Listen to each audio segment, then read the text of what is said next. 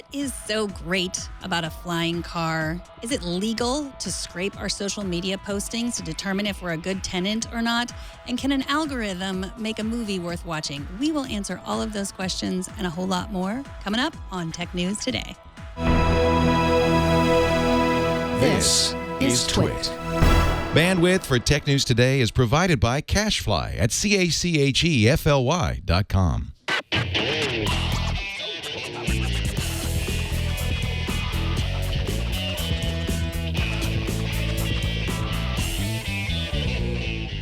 This is Tech News Today, episode 1531, recorded Thursday, June 9th, 2016. This episode of Tech News Today is brought to you by Trunk Club. Get clothes that fit and look amazing without ever stepping into a store again. Trunk Club will help you create the wardrobe you've always dreamed of with your own personal stylist. Go to trunkclub.com/TNT and join Trunk Club today. And by Blue Apron. Blue Apron will send you fresh, high-quality ingredients to cook delicious meals with simple step-by-step instructions right to your door. See what's on the menu this week and get your first 2 meals free with free shipping by going to blueapron.com/twit. That's blueapron.com/twit.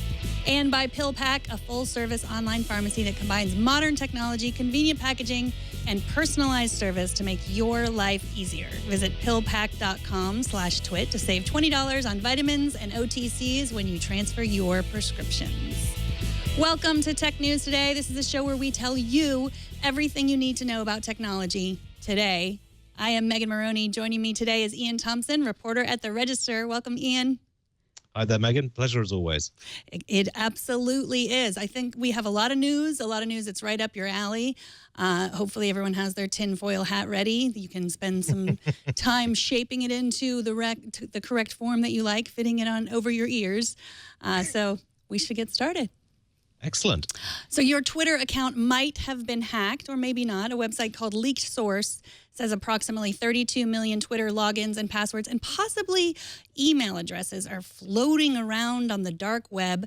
But Iain, you write today that Twitter says they have no idea where these logins came from because they have not been breached. Where do you think this information came from, and do we need to be concerned? Well, I think we do that. You've obviously got to have a certain amount of concern over this. As to where the information came from, Twitter are pretty sure it isn't them, and I'm inclined to believe them simply because there is no way on God's little earth that they're going to be storing passwords in plain text. Their head of security has already come out and said that it's not something we'd ever consider doing. So what it's looking like is that this is Twitter login data which was actually scraped from malware on individual PCs, combined into a database by some online scumbag, and put out there for everyone else to use. Now, it looks as though it mainly came from Russians because certainly 2 of the top 5 email addresses, or email domains, come from major Russian providers, and an awful lot of the others do as well. So what we're looking at here is probably a collection of computers that have been botneted and then had malware installed on them. They've scraped off all the relevant login details, put them into this database, and made it available for the rest of the people out there. So this is not the same the same way that Mark Zuckerberg's Twitter account was found or hacked. Yes, What a fantastic password that was. Such skills, such security savvy. I was just taken aback by the man's genius. No, I mean, this looks to be as though this is probably slightly older information. It's being put out there just by somebody looking to make a quick buck. And I mean, even the people that posted it up are fairly confident that it didn't come from Twitter themselves. And it does look at this stage as though they're right. I mean, there's some interesting stuff in there. Certainly, the fact that the most common password by far was 123456 is really quite disappointing. Although, interestingly, if you see down on number 12, if you scroll down to that, then in amongst all these numerics, you've got 9/11/1961. Which is a fairly clear date, and yet it's very, very popular.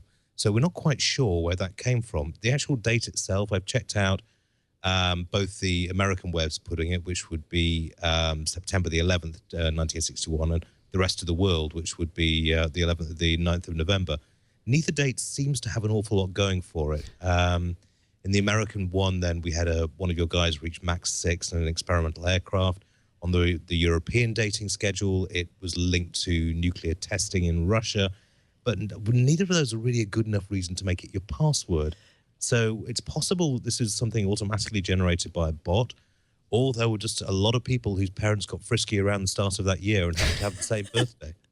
Yeah, that's what I was wondering. I will go with the bot, the bot answer. I mean, that's what, if you were just going to make fake accounts, I guess if you had a bot, wouldn't you change the password around, or I don't know, Well, you could do, but what you could do is also have the bot keep the same password so that you don't have to remember multiple passwords and link them into multiple accounts. And if you're dealing with bots rather than with personally identifiable information, that might work fairly well. But I'm still going with everyone feeling frisky in the springtime myself. Okay. Well, Ashley Vance and Brad Stone have a scoop in Bloomberg Business Week about a secret obsession of a man who we're all keenly aware has a lot of secret obsessions and the money to fund them. But because this particular man is Google co-founder Larry Page, and because his secret obsession is flying cars, we are going to talk about it. According to Bloomberg, Page has invested in not one but two flying car startups, Z.Aero and Kitty Hawk. Z.Aero has poached aerospace designers, professors, and engineers from NASA, Boeing, SpaceX, Stanford, and others. Bloomberg says they've been testing two single-seat prototypes that look like small planes, whereas Kitty Hawk's prototype looks like a passenger drone. Now, Iain, yesterday we talked about how the eHang autonomous passenger drone has just been approved for testing in the Nevada desert, which seems to me sort of like a flying car. What is up with this obsession that tech people have with flying cars? Well, we were discussing this in the office earlier today, and the considered opinion was it came down to the Jetsons. I have my doubts about that since, flying cars were a central part of Olaf Stapledon's science fiction in the 1930s. I think it's a logical extension of cars, which is something we're very familiar with, and flying, which is something that most people would really like to do on their own. And, over the years, hundreds of millions of dollars have been plowed into researching and trying to build flying cars of all types. Some with bolt-on wings that bolted onto a standard car and then took off. There's the famous Moller flying car, which could just about take off, and that's it. There's always people willing to burn through VC cash to do this, and also, there's a willingness on behalf of people like Larry Page to fund this kind of dream, despite the fact that if they actually thought it through, I suspect it would become a nightmare. If you think about it, you think about the number we lose about 30,000 people a year on the roads just with normal road adhesive cars. When you've got flying cars, and if people fly the way they drive, then you're going to have these things falling out the sky on fairly sort of regular basis. So, I'm very, very skeptical about the whole flying car thing. That said, however, there could have been a person just like me 100 years ago going, this newfangled automobile thing will never take off. No match for a good pair of horses under a man's buttocks. So, it swings and roundabouts. Give it 5-10 years and an awful lot of development and an awful lot of cash, they might come up with something, but then they'd face the same problem that autonomous cars have. The technology is very nearly ready there to go onto the road. The problem is getting the lawmakers and people to actually accept it on the road. And I think accepting that in the skies is going to be a very hard sell indeed. Hey, what's the difference between a flying car and a helicopter, really? Except for there would be more of them and more accidents like you're talking about? Well, the principle originally was that you had a car which could convert into a plane, and then they found out fairly quickly that this was very difficult because cars are very heavy and very underpowered. I think the dream a lot of people have is, first off, the aircraft will be vertical takeoff and landing, so you don't have to have runways dotted around the landscape, which isn't such a problem in the US where you've got the space, but in Europe would be an absolute killer. So vertical takeoff and landing, you've got to have the software to enable anyone can do it without having to get a pilot's license.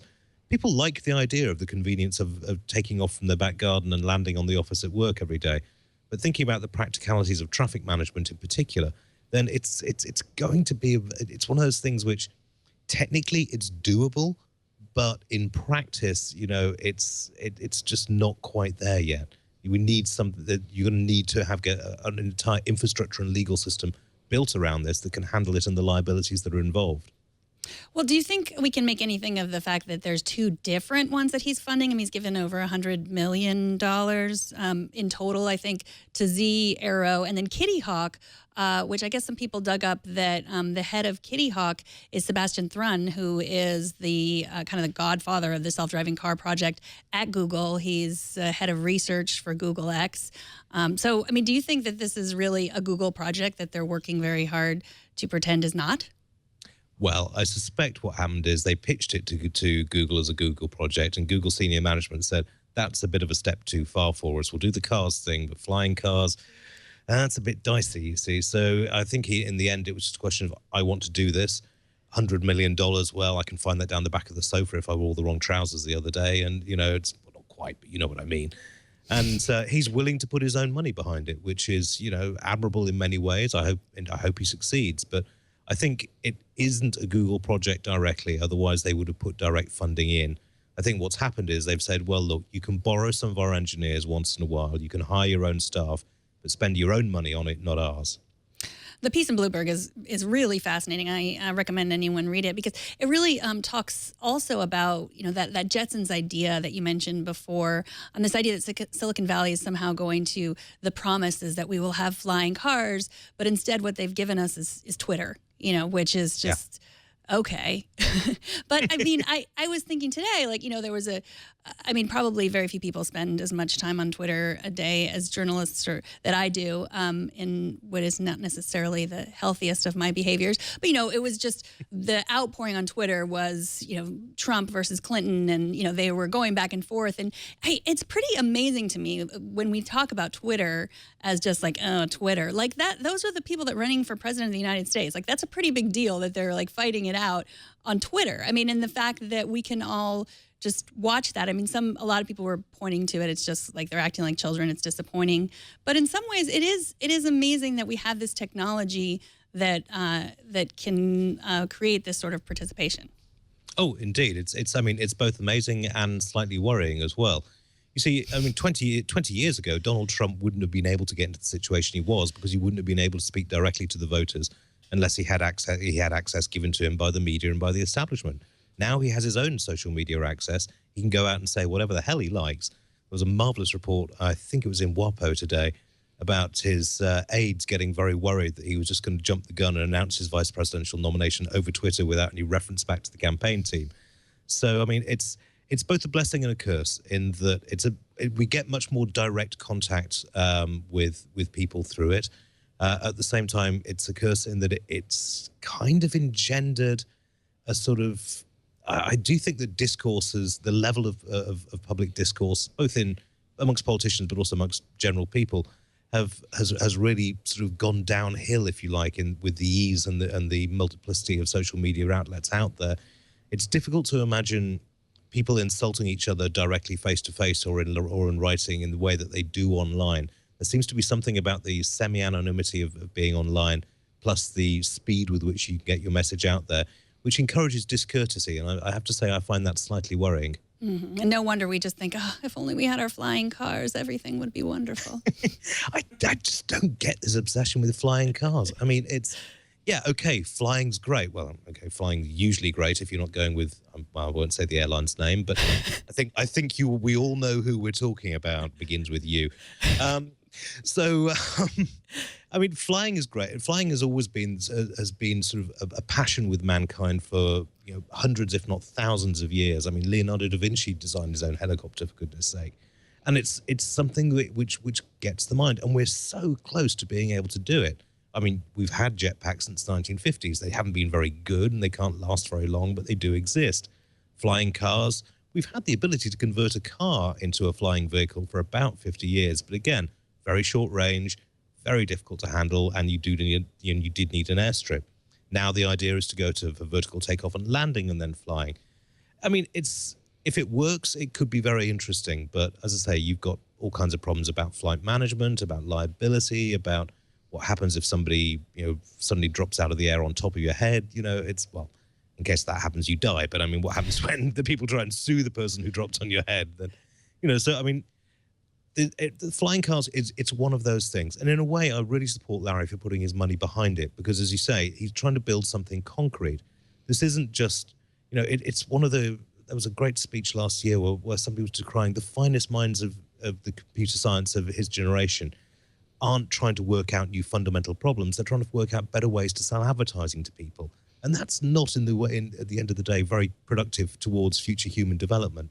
Whereas actually building things like Page is trying to do here, like Musk is doing with the transport network, these are important things which humanity is going to need to get a grip on. And if tech billionaires are willing to throw a few $100 million at it, then I say more power to them. Exactly. I mean, I think Elon Musk is a great example of that. I mean, all of his projects are designed to make the world a better place, essentially. I mean, as crazy as it is, he's not, he's yes, selling us cars, but cars that are designed to make the planet last longer. Indeed. And I mean, I've seen with people particularly with Tesla buyers, but also with SpaceX fans, and to an extent with Solar City users, they have this kind of fanboyish or fangirlish attraction to the companies and the personalities behind them. I've yet to hear a Tesla person slag off their car. They all love them to bits. SpaceX fans, are all agog at what Musk has done to really revolutionize the rocketry industry. Mm-hmm. And they've got the kind of brand support that Steve Jobs would have dreamed of having for Apple. It's very interesting times. If you actually build something, and particularly if you build something in America, then US buyers in particular really love it.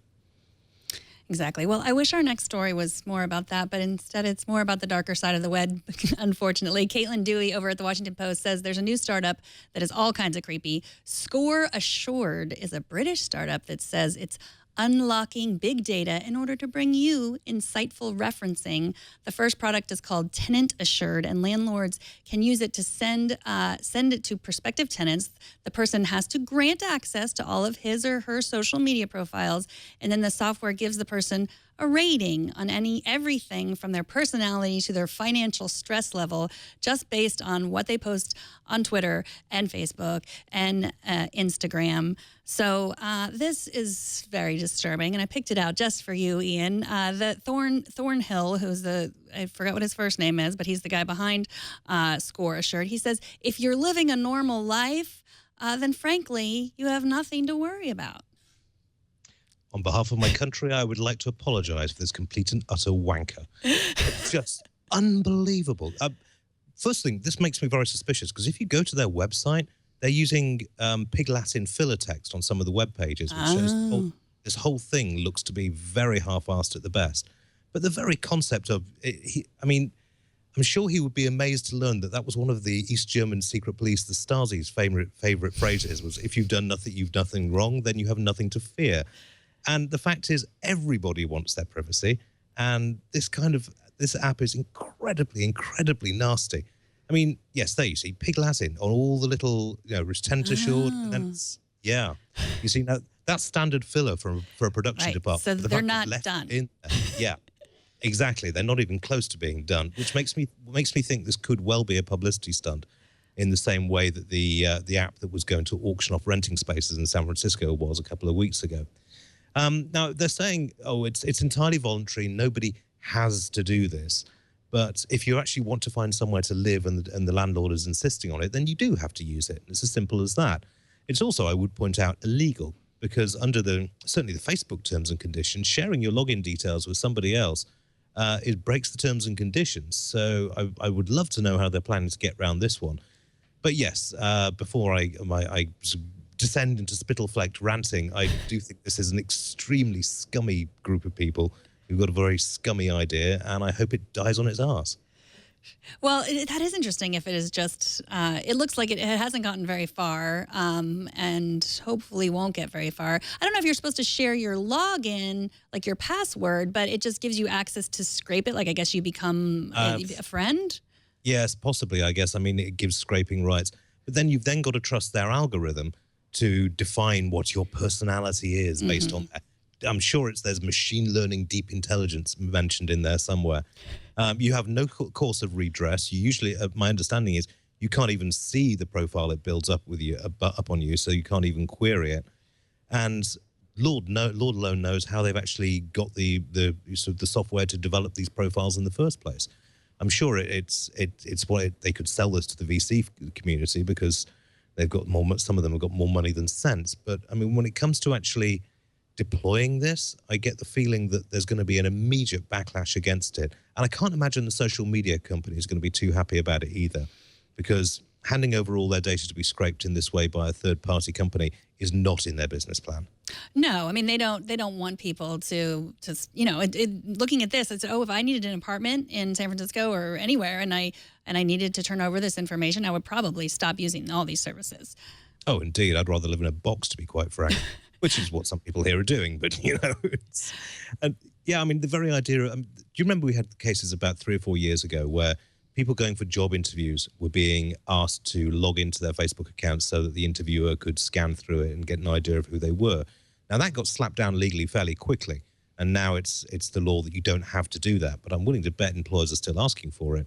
But ask yourself this: if if you're in a position where you didn't need the job and an employer asked you to do it, you could tell them to go and go hang. But if you needed the job and they insisted on it, I get the feeling when you were desperate enough, then people would do it. And it's the same sort of thing with this app.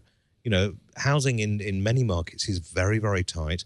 We live in the Bay Area. I don't need to tell you this, Megan, but I mean, it's just if enough landlords got behind this, then people would find themselves being forced to use it, whether they liked it or not. And to be quite frank, I don't know anybody who would like to use a service like this.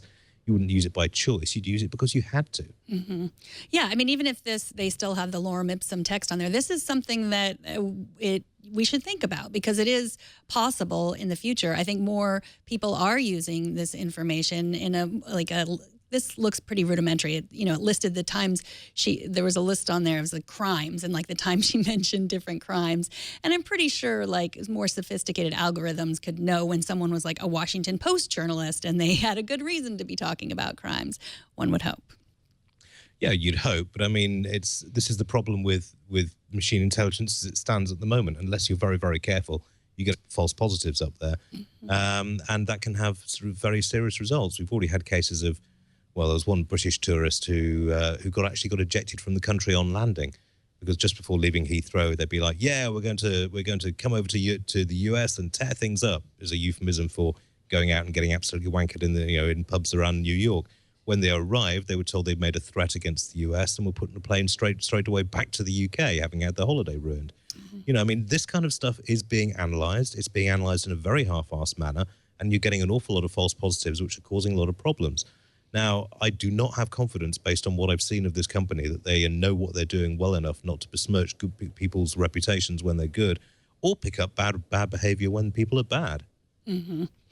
Well, here's another story that might not be true, but could be, thanks to Captain Kipper on the Tech News Today subreddit for posting this article from Boing Boing about a coder who was recently fired after 6 years of basically phoning it in. The coder, who was Filet of Fish 1066 on Reddit, said he'd automated his job to an extent that he could come to work every day and play League of Legends, browse Reddit, or whatever. And then he finally got fired. I have no idea if this story is true. Sadly, he has deleted not only the post that he put on Reddit, but also his account, perhaps for the reasons that we listed in the aforementioned story, that he was afraid of getting a future job and someone easily looking up his Reddit profile. Yeah, you see, I didn't touch this one because I PM'd the guy as soon as I saw it, and I didn't hear back from him. Then after the deletion, it was kind of like, I can't really take a source on Reddit as a valid source for a story. But I can. Well, you see, I do find it interesting because, you see, I've covered something like this about 4 years ago. We had a case with Verizon where they uncovered an employee at a software company who had outsourced his job to China. Basically, he would get his workload in the morning.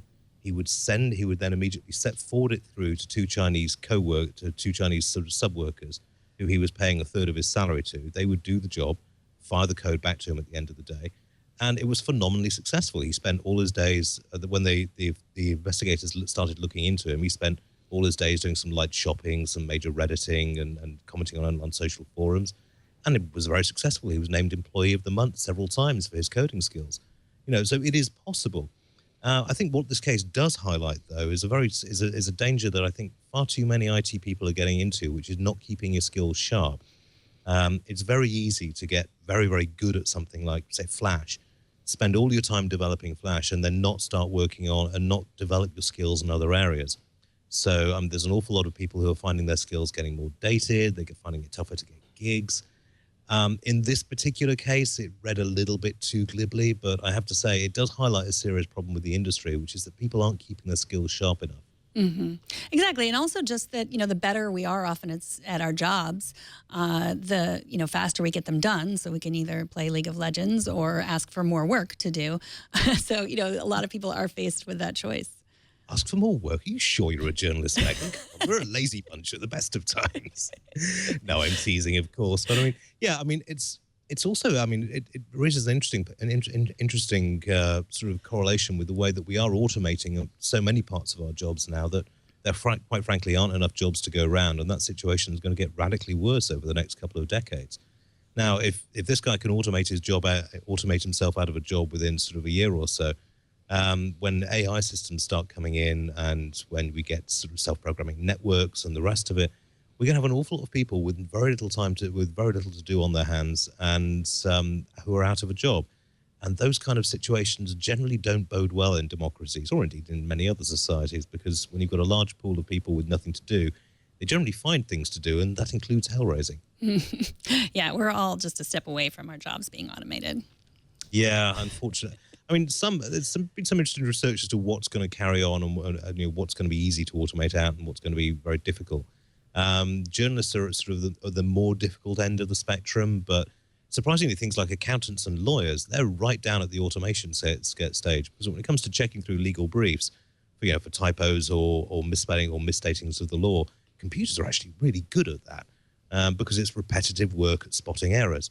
Whereas it's the more creative fields which have got longer, but sooner or later we're going to have to accept the fact if the way things are going and speaking to AI researchers in the last couple of months, give it 50 years and we are going to have maybe 100. We'll have computers which are as good at being human as human and don't need paying and are faster and don't need to sleep.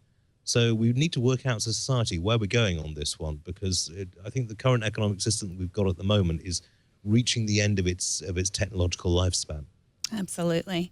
Well, after the break, we will talk about bendable phones, Project Tango, and other announcements from Lenovo world so far. But first, let's take a minute to thank Trunk Club, the sponsor of this episode. There are two types of people out there: those of us who love shopping for clothes but are short on time, and those of us who hate it. Either way, take heart. Now you can get clothes that fit perfectly and look amazing without ever stepping into a store again, thanks to Trunk Club. Just type in your measurements, share your likes and dislikes, and your personal stylist will help you look and feel your best with clothes that fit you perfectly.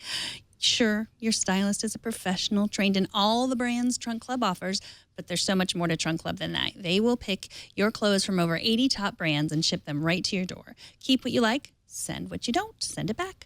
Your stylist takes the time to understand your unique look, and if you live in Dallas, New York, Los Angeles, Chicago, or DC, you can stop by one of the Trunk Club clubhouses to work with your stylist in person.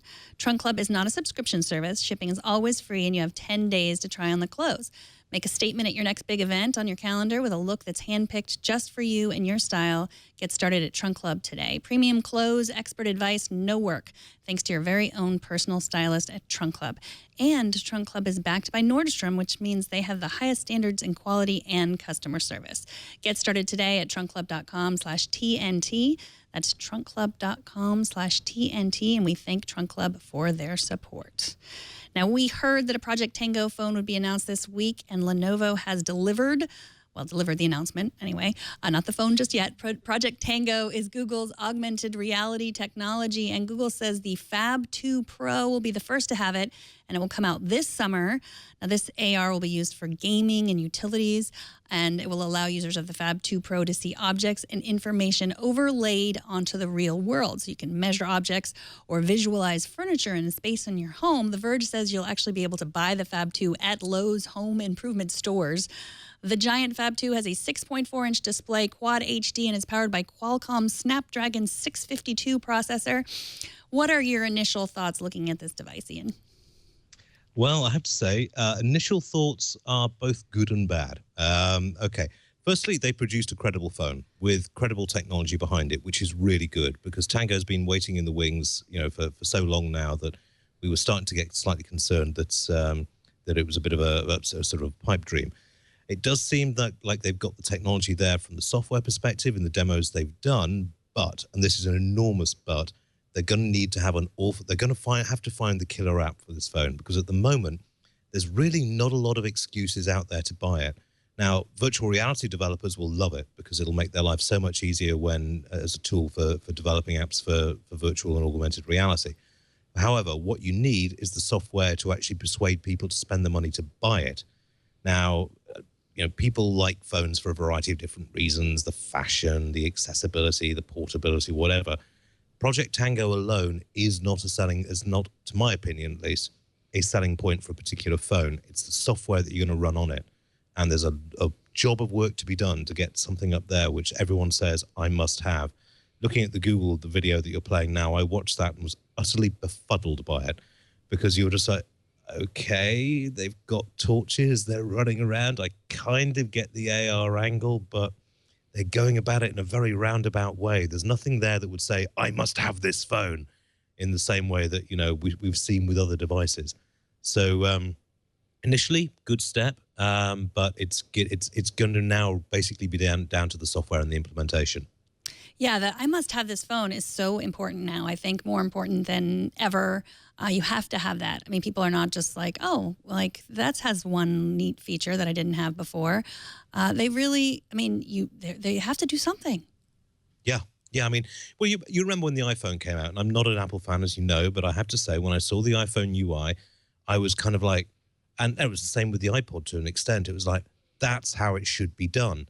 That's how phones should be dealt with in the future. That's how because I had media players for years before the iPod came out, and they were all horrible because of clunky user interface and bad hardware. When the iPhone and the iPod came out, it was kind of like, yes, okay, I'm getting one of those. Had to be done. Now with Tango is a useful feature. It can be a very handy feature in a lot of regards. But I don't see anything for a killer app there. As you said, they're putting it in lows to try and, I think, show people how furniture would look in their bedroom. But, honestly, how often do you furnish your bedroom, and do you really need to buy a phone just for that? So it's good to have the hardware out there. It's good that it's finally coming onto the market because, as I say, this has been under development for years now. But, show me the killer app and then I'll be slightly more impressed. Right. I mean, there were those games also. I think, were you at the Google I/O where they were showing those off on the tablet that, yeah, I mean. Yeah, I mean, they were okay. But, when Microsoft has done the same with HoloLens. You can play World of Warcraft, using your living room furniture. But, it's cute. It's not the kind of thing that is going to give your kids pester power to nag you into buying it for them, though. I don't see that they're going to be like sort of, oh, I must have this, in the same way that, they would with other toys or pizza or stuff like that. Right. And I don't know if it's a selling point to parents to like, here's this app that will always have your kids asking you to hand your phone over to them. And yes.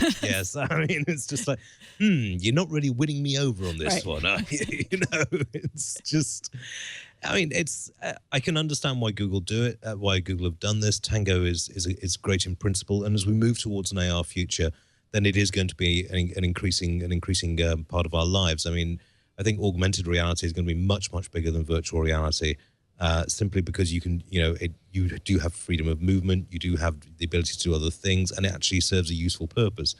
VR strikes me as too much. You've got to sit there and absorb what's being fed to you, and you can maybe move around the room a bit, but you've got to be careful and the rest of it. So I think, it's an important step forward in bringing AR to the masses, but it's very early days yet. But good on Lenovo for getting the hardware out in a good, usable format. So we also talked about the Bendable Phone, and today they showed off a prototype of that. This was fully a prototype. It was a bendable display that you can wear on your wrist or you can fold up. Have you wanted the Bendable Phone? I'm in two minds about it. If you can get me a bendable phone with a screen that actually can do things, then fine, I'm there. If you can get, this actually could be this design factor could be the savior of the smartwatch, because at the moment smartwatches are not popular out there. A lot of people are talking about how this basically is a solution searching for a problem.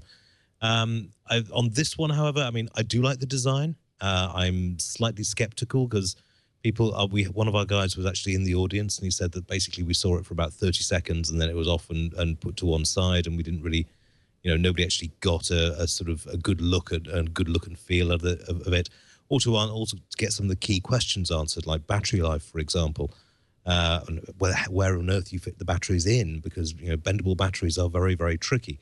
I mean, the screen itself looks good. As I say, it looks almost like a mini smartphone that you can attach to your wrist, and that could be that kind of form factor where you've got a combined phone watch which you can untake apart, sort of take apart from your wrist, use it as a phone, slap it back on your wrist as a watch.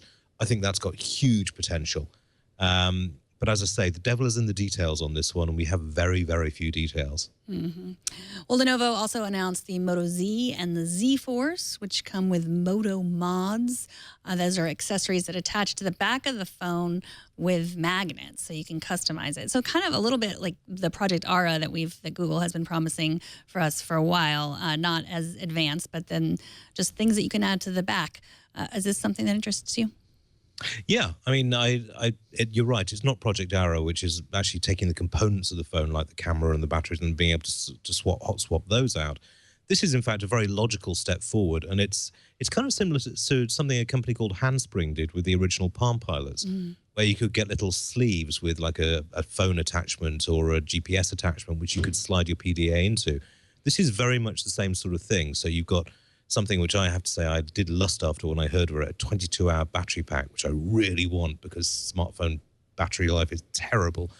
You've also got a projector on there. You've got a speaker that you can use, which is going to make life really unpleasant for everyone on Mooney and Bart whenever some inconsiderate pillock decides to blast out whatever rubbish he's listening to so everyone else can enjoy the tunes. Sorry, it's a pet peeve. So, I mean, it's a good idea. I like the design. I like the form factor. What I hate about this is that they've decided it's seeming, I still can't get my head why they've decided to do this. They're initially releasing it with Verizon. So that means unless start off, everyone else in the rest of the world isn't going to be able to use it. Everyone who can use it in the US has to deal with a company whose customer support is about as good as a lace condom and who gouges their customers terribly on price. Their choice of launch partner is frankly baffling. And I only hope that they can actually get one that the rest of us can use on a proper network and not pay through the nose for. But I mean, given the way Motorola's done these things in the past, they will put it out to other providers. But why you would choose to launch on a Verizon network that is so limited in terms of potential customers, I can only presume they were paid a lot of money to do so. Yeah, it's interesting. I think all these announcements, I mean, we're so used to announcements being about numbers. It's this many inches, it's this many milliamp hours of battery life, this much RAM, like a lot of things. But a lot of these announcements are just for average people. It bends. You can attach things with magnets, hand it over to your kids and they can see things. And, and what do you make of that? Like this real change from the geeky sort of, let me give you the specs to here's something that you can understand that makes it different. Oh, yeah. I mean, I think that's a sign of the maturity of the industry to an extent. And also because we're kind of reaching the limits of how thin and how light you can get the form factor and still may have it be usable. I mean, this is I think it's the V is a very, very slim phone. But you do reach certain limits with slimness. There are certain components which have to have a certain width in order to make the phone usable. You can only slim the battery down so far without actually making it totally unusable as a device. So, I mean, I guess the concentration now on use rather than the tech specs is really a reflection that ultimately most smartphones that are going out to the market now are largely the same size. They're between 5.5 and 6.5 inches screen. They're never more than a centimeter thick. They're never really more than about 5 or 6 centimeters wide. There's a limit on height, although some are taller than the others. But essentially, we've reached the end of the road for this particular form factor. You can only really tinker at the edges and with a design style now. So instead, people concentrating on use. And in a way, that's a positive sign because it shows that, these things are now so mainstream and so well engineered that we've now got to concentrate on use to sell them rather than, ooh, isn't it pretty and thin? Which is kind of the way that Hollywood's been at. Exactly. And young. Yes. But I mean, it's weird the way things have gone because I mean, back in the 90s, it was all about size, and your mobile phone was the only thing any man would brag about being smaller than another man's. And now we've gone to the point where now phablets are becoming the big thing in phones. So the mobile phone industry goes through various different evolutions as the technology evolves as well, and I think we haven't stopped seeing that. One of the things about Lenovo's smartwatch was I thought there was a real market out there for, as I say, a thin mobile phone shaped watch which you can wrap around your wrist, and then uncrick and use as a standard mobile phone. I think that could be where the design is going in the future. Well, we have some feedback. Yesterday, we talked about changes to the Apple Store and the fact that they were opening up all the categories to allow for subscriptions with apps. Radio Rod writes, I do not like this model at all. I long for the old model when I was what they call a beta tester. Major software companies were sending me large yellow DHL packages with unreleased software in it. File sizes so big they had to use data DVDs. My job was to put it through its paces to find bugs, then report back exact steps to see if their company could find it to be repeatable or not. They did most of the time, and if it couldn't be fixed quickly enough, they would simply drop that feature. My point is, I prefer physical software and real paper instruction manuals. Ever tried to follow a PDF file as it's taking up your screen real estate? It is not fun. And I don't like the idea that companies can view all of my raw footage of audio, video, multi-track session files. Get non-subscription software that works, then don't fix it if it works. Updates sometimes break more than they fix. What do you think about this, Iain? He's definitely right on the last point. As we saw with the Lexus problems earlier on this week, updates can be a real pain in terms of making good products look very, very bad. I'm in a lot of sympathy with them. I mean, basically, a lot of companies were very, very quick to abandon things like manuals and the like in favor of electronic manuals simply because it saved them an awful lot of money. They were easier to update, but they're not that easy to use. And I think in regards to his central point, he's absolutely right. And you shouldn't really be having to share all this data around just to be able to use an application. Mm-hmm. Well, yeah, I'm interested to see what the subscription model will be like. When we were talking about it with software, it's like apps. You sell an app for 99 cents, and then someone would expect it to just be constantly updated without paying for it again. And now with a subscription model, you would have sort of that buy-in already, and people would be getting paid. So I don't know. I'm interested to see. It's kind of a return to the shareware days in a way. I mean, when our idea of sharing software was handing cassettes to each other, then there was just a little bit in there. If you want to receive updates, send me £10, and you'll receive updates for the life of the product. And this is just an extension of that taken to the internet age. And I mean, I think it's a perfectly viable business model for some things. I do get slightly concerned when certain companies sort of shift to a subscription model and use it as an excuse to jack up prices without actually offering any extra functionality. But I think that's a generic problem the entire software industry is going through at the moment, particularly the gaming models. Exactly. Well, after the break, get on your tinfoil hat, my friends. But first, let's take a minute to thank Blue Apron, the sponsor of this episode.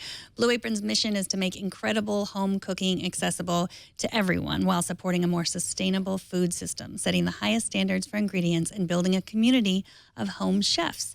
For less than $10 per serving, Blue Apron delivers seasonal recipes along with fresh, high-quality ingredients to make delicious home-cooked meals. Each meal comes with a step-by-step, easy-to-follow recipe card and pre-portioned ingredients that can be prepared in 40 minutes or less. There is no weekly commitment, so you get only the deliveries when you want them. Blue Apron sets the highest quality standards for their community of over 150 local farms, fisheries, and ranchers across the United States. Seafood is sourced sustainably, beef is raised humanely, chickens are free-range, pork is raised naturally, and regenerative farming practices are used for produce. By shipping the exact amount required for the recipe, Blue Apron is reducing food waste. So whether it's Japanese ramen noodles, wild-caught Alaskan salmon, or heirloom tomatoes, Blue Apron brings you the best. Blue Apron not only supports a more sustainable food system, it supports happy and healthy families. Cooking together builds strong family bonds, and research shows that Blue Apron families cook nearly 3 times more often. New recipes are created every week by Blue Apron's culinary team and are not repeated within a year. Check out this week's menu and get your first 2 meals free with free shipping by going to blueapron.com/twit. You will love how good it feels and tastes to create incredible home-cooked meals with Blue Apron. So don't wait. Visit blueapron.com/twit, and we thank Blue Apron for their support of Tech News Today. The annual Bilderberg meeting kicks off in Germany today. Iain, tell us a little bit about this so-called cybersecurity conference. Bilderberg group's been going since 1954.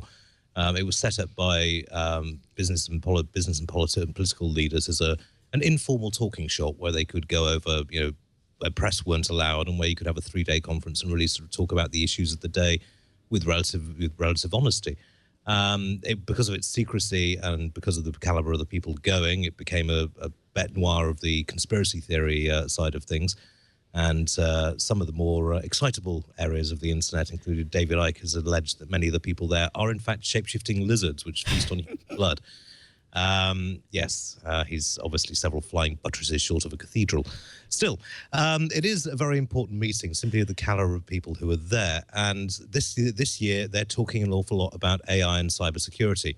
Now, it's second Bilderberg Group meeting in a row for Demetrius Harbis, the DeepMind co-founder, who's now working at Google. They've got another AI specialist there. And I think business and political leaders are significantly concerned about what AI is going to be doing to our society over the next couple of 100 years, and also what it's going to be doing to the jobs market, and how can we turn it off? This is something AI researchers are spending an awful lot more time on recently, is just like, okay, supposing we do build a smart system, how do we actually shut it down if we need to? Cybersecurity, another part on the 10-part agenda, obviously very much on people's minds, simply because so much of what we do now is tied into online traffic, online commerce, and if we can't be sure of the security on that, then the potential downsides of a serious attack become ever more huge, and it's something leaders need to talk about. What would be nice if they could talk about them in public rather than in private, but you could make the case that, having a 3-day shindig, like this in a luxury hotel where there aren't press around who are going to blab, sensationalist stories to the media, then that does give them a chance to speak honestly. But I think they're kind of, if you're going to have a secret meeting, then you've got to expect some people to get slightly upset about it. So you're not going, that's not where you're headed after this show. Actually, my masters have told me, no, sorry, the microchip came loose there. No, they don't invite people like the Register or something like that. I mean, there are journalists there. They've got someone from Bloomberg, I think the FT are there, and The Economist are there. And traditionally, the journalists there are there to record the sessions and do a little news sheet for the attendees. But the entire event is done under the rules of stricter secrecy. You're not allowed to discuss what was said, who was there, who you talked to. And this is something the adherents, the visitors adhere to very, very firmly, particularly if they want an invite back at the end of the day. But a lot of the tech companies have made themselves very at home in the Bilderberg Group. Peter Thiel is on the steering committee. Eric Schmidt hasn't missed one in years. Certainly a couple of the other sort of major vendors like Palantir always have someone along. And last year, Google had more company representatives there than any other company on the planet. So they're definitely hip to technology. It's just they're not going to be quite so hip to public relations. Interesting. So let's move on to the Electronic Recovery and Access to Data, or ERAD, handheld scanner. It was designed for U.S. border guards and created at the behest of the Department of Homeland Security. But you write in the Register about how now it's being marketed to local and state police. Tell us about ERAD. Oh, yes. Oklahoma weather wind. Yes, Oklahoma. They've deployed 16 of these rather pernicious devices out there. Basically, it all comes down to a set of laws enacted in 1984 and signed off by Reagan called, which allow for civil asset forfeiture by the police. This basically means that if they have the suspicion with no proof, and they don't even have to charge or arrest you or anything like that, the suspicion that goods are being used in the commission of a crime, they can take them. And the value of those goods is then split between the police officer, the police force that took them, and the federal government. Now, in the past, this has led to basically what someone like myself, who doesn't have an awful lot of interactions with American law, would call legalized highway robbery. In 2014, police took in $4.5 billion in civil asset forfeiture, and that's compared to $3.9 billion lost in burglaries. Now, with these handheld readers, they're literally like sort of the scanners that you can pick up and that shop people in shops use.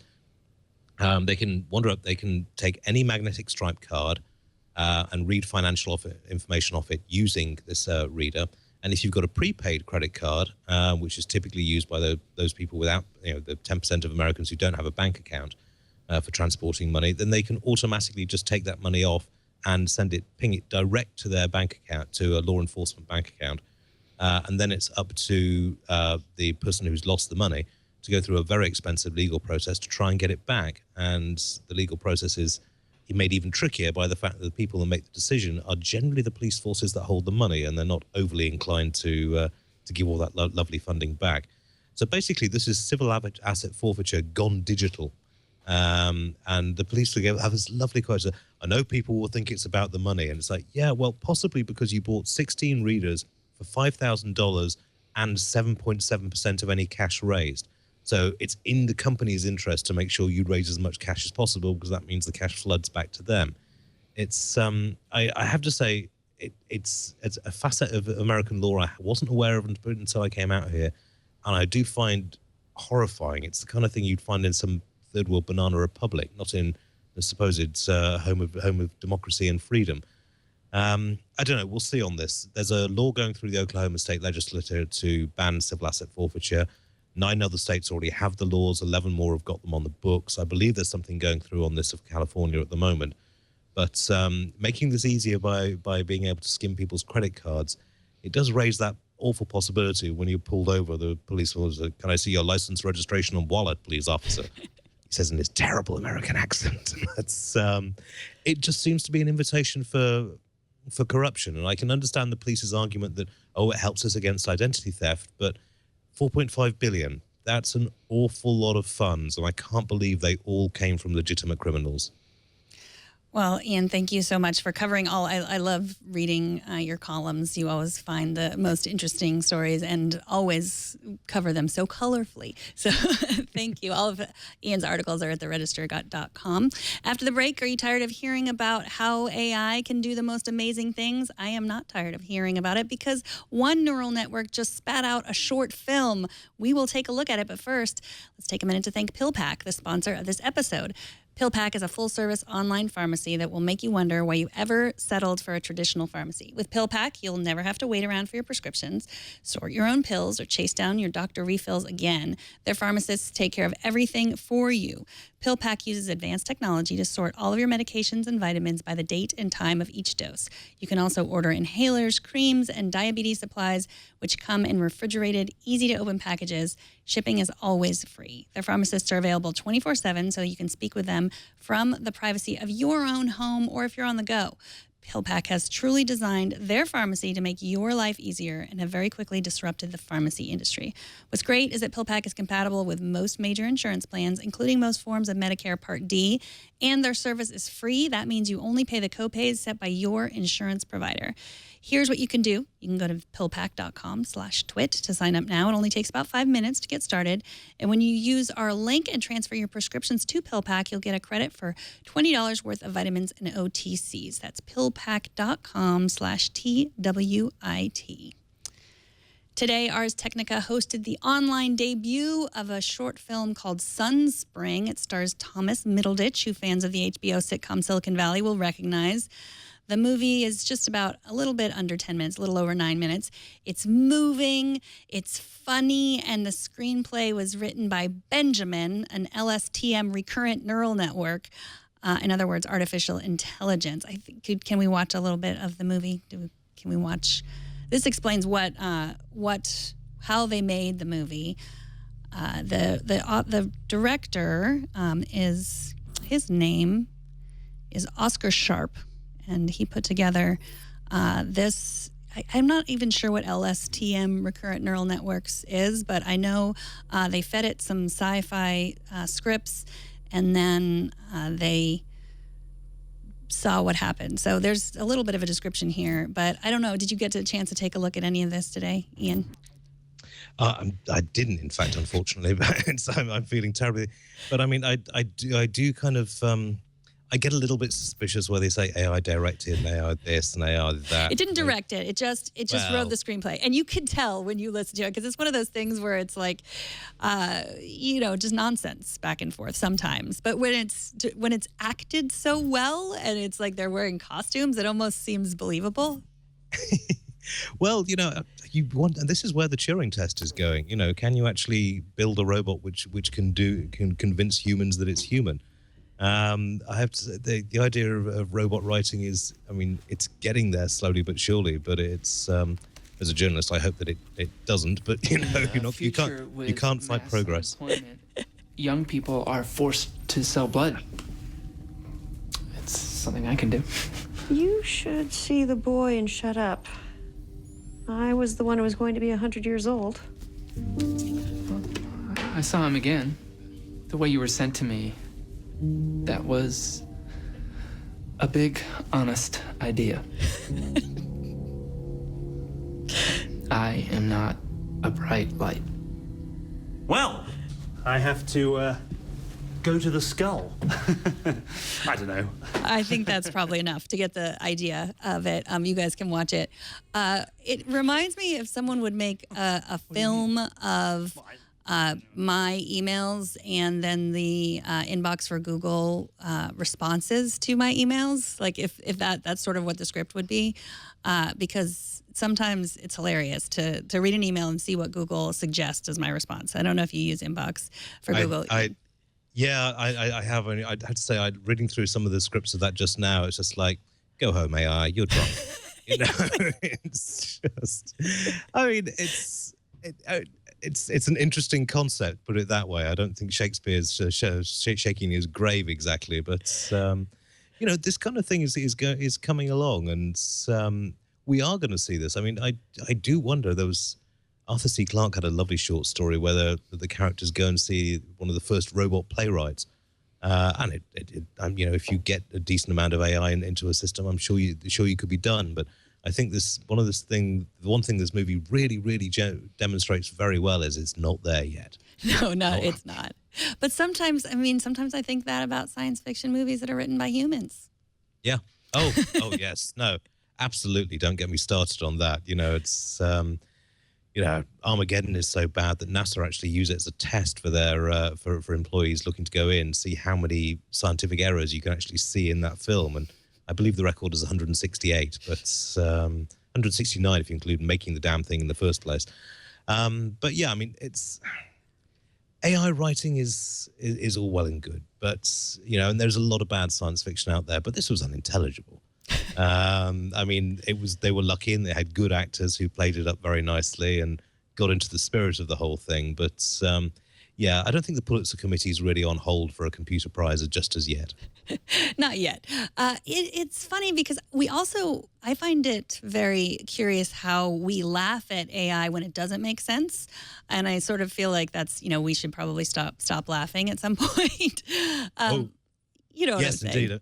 Oh, yeah, no, indeed. I mean, my big fear is that sooner or later, you know, something is going to go sentient. We reach the singularity, and I wake up to, you know, an interview like this, and just the AI going, "Who's laughing now, funny boy?" You know, I mean, if it is possible to build a genuine human intelligence by artificial means, which is looking like it could be, the hardware is certainly getting there. The software is another matter entirely. But I mean, if that comes, there's really no reason why AI shouldn't be able to create works in this way, in just as good a fashion, and in some cases better than a human could do it.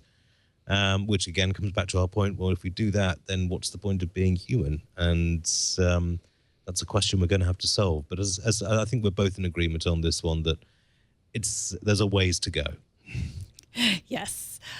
So, Iain, thank you so much for joining us today. It is always a pleasure to talk to you. I know you wrote yesterday about Bing search results and their relation to early detection of cancer. We talked a little bit about that on the show.